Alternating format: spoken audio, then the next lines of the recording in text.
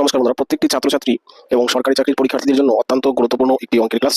তো আজকের বিষয় শতকরা এই টাইপের প্রশ্ন, অর্থাৎ শতকরা অথচ চক্রবৃদ্ধি হার, এই টাইপের প্রশ্নের উত্তর কিভাবে কয়েক সেকেন্ডে প্রশ্ন পড়া মাত্রই করতে পারবেন সেই টিক্সই আমি নিয়ে এসেছি।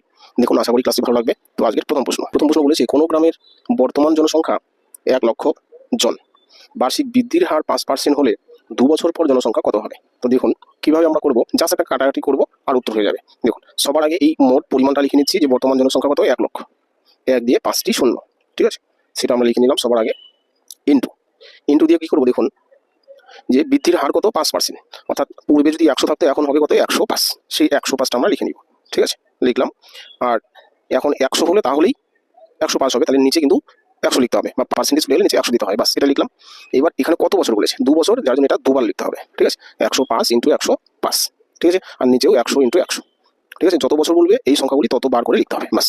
এবার জাস্ট নিজের ইচ্ছে মতো কাটাকাটি করুন আর উত্তর লিখুন। এই দুটো টোটাল 4টি শূন্য, উপরে 4টি শূন্য কাটা দিতে হবে, হলো, বাস। কিছু না, দেখুন উপরে শুধু গুণ করুন আর উত্তর লিখুন, ঠিক আছে। তাহলে 105কে 105 দিয়ে গুণ করুন। এই গুণটা খুব সহজেই আমরা খাতা কলম না ইউজ করবো, সেটাও আমি বলছি। দেখুন 105কে 105 দিয়ে যখন আমরা গুণ করবো, পিছনে যেহেতু দুটোই 5 আছে, একই সংখ্যা আছে কথায়, তাহলে এই 5 5 কত, 25, সেই 25 আগে লিখে দিন, ডাইরেক্ট লিখলাম।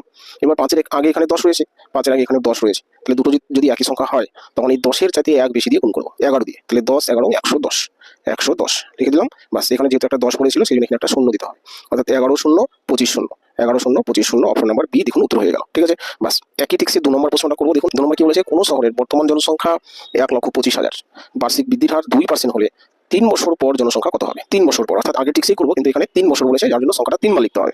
সবার আগে আমরা 1,25,000 আমরা লিখে নিচ্ছি, 1,25,000, ঠিক আছে, 25 3টি শূন্য, আচ্ছা, ইন্টু, এবার কত পার্সেন্ট বৃদ্ধি পেয়েছে, 2%, তাহলে 2% বৃদ্ধি হলে হবে কত, 102 উপরে আর নিচে 100, তাই না? যেহেতু এটা 3 বছর বলেছে, যার জন্য এই সংখ্যাটাই আমরা 3 বার লিখবো, ঠিক আছে, 102 নিচে 100, ঠিক আছে, আরও একবার লিখতে হবে, 102 নিচে 100, ঠিক আছে, বাস। এবার আপনি নিজের ইচ্ছা মতো কাটাকাটি করুন আর উত্তর লিখুন, ঠিক আছে। দেখুন 52 দুগুণে 102, আর এখানে হচ্ছে কত, 50 দুগুণে 100, তাই না? ঠিক এই একই জিনিস এখানেও তাই, 50 দুগুণে 100 হচ্ছে কত, 51 দুগুণে 102, এখানেও একটা 50 আসবে। কেন 2 দিয়ে করছি একটু পরে বুঝবেন, 2 দিয়ে করে একটা আমাদের সুবিধা আছে, তাহলে উপরে হচ্ছে 51। এবার দেখুন এই যে নিচে 50 50 50, 3টি 50 আসলো, অর্থাৎ 5 5 25, 5 25 125, এই 125টা চলে আসছে, আর একটা 2টা 3টা শূন্য, তার মানে এই 3টি 50-এর সাথে ডাইরেক্ট 1,25,000 কাটা যাচ্ছে, ঠিক আছে, বাস। তাহলে এখানে 3টি 51 গুণফলটাই উত্তর হবে, তাই না? তাহলে 3টি 51 গুণ করলে কত হবে, তো গুণফল হবে 13 26 51, ঠিক আছে, গুণটা আপনি নিজে করে নেবেন, 13 26 51, এটা হচ্ছে 3টে 51 গুণফল, দেখুন অপশন নাম্বার বি, ঠিক আছে। তো এই হলো আমাদের আজকের অঙ্ক ক্লাস। আশা করি ক্লাসটি ভালো লেগে থাকবে, বুঝে থাকবেন। যদি ক্লাসটি ভালো লাগে অবশ্যই লাইক কমেন্ট শেয়ার করবেন, আর নতুন যারা এসেছেন আমার চ্যানেলে অবশ্যই চ্যানেলটি সাবস্ক্রাইব করবেন। আর সেটা হলে থ্যাংক ইউ।